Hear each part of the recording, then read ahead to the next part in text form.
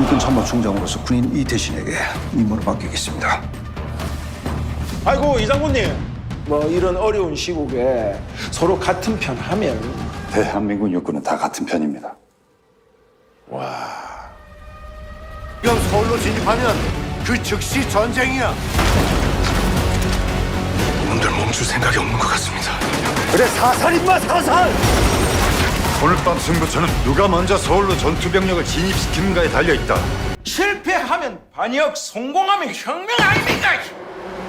서울의 봄에서 정우성 배우가 연기한 이태신 장군의 실제 인물인 장태환 장군은 1931년 경북 칠곡에서 3남 3녀 중 둘째 아들로 태어났습니다. 대구상고를 졸업하고 1950년 6.25 전쟁이 발발하자 육군 종합학교에 지원하여 11기로 임관하게 됩니다. 그는 전쟁 당시 거의 총알바지 취급이었던 육군 종합학교 소위 가운데 살아남은 몇 안 되는 장교였습니다. 장태환 장군은 비육사 출신으로 장군까지 오른 입지전적의 인물이었는데요. 1973년 전두환과의 악연이 시작됩니다. 1973년 수도경비사령부 참모장으로 부임한 장태환 장군은 방공진지공사 현장에 순시를 나갔습니다. 당시 진지공사를 주도하고 있던 방공포 대대장 김상구 중령은 하나회의 핵심이며 전두환과 동서 사이로 실세 중에 실세였는데요. 전방부대에서 생고생을 하며 병사들이 진지구축을 하고 있는데 태만한 공사를 하며 쉬고 있는 김중령 면전에 소리를 질렀습니다. 이렇게 모자란 놈이 어떻게 대한민국 장교가 됐나. 이에 김중령은 본인은 육사 출신으로 당신보다 더 군사학을 공부하고 임관했다며 하극상을 서심치 않았습니다. 이에 격분한 장태환 장군은 당시 사령관이었던 진종채 장군에게 낱낱이 보고하였고 김상구 중령은 이 일로 군사재판에 들어갔다가 전역하게 됩니다.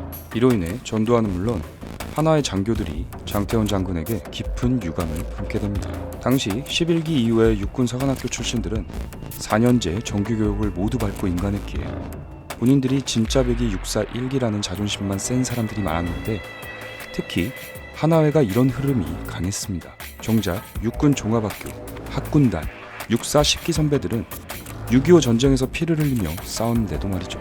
이후 육군 소장으로 진급하여 26사단장으로 임명되었고 1979년 11월 육군 참모총장 정승화 대장에게 수도경비 사령관의 직위를 받게 됩니다. 12.12 군사반란 당시 서울에 있던 부대 중 정병주 특전사령관, 김진기 육군 헌병감, 비록 국방부명으로 회군한 육흥기 구공수여단장은 장태환 수도경비 사령관과 함께 끝까지 항전한 군인입니다.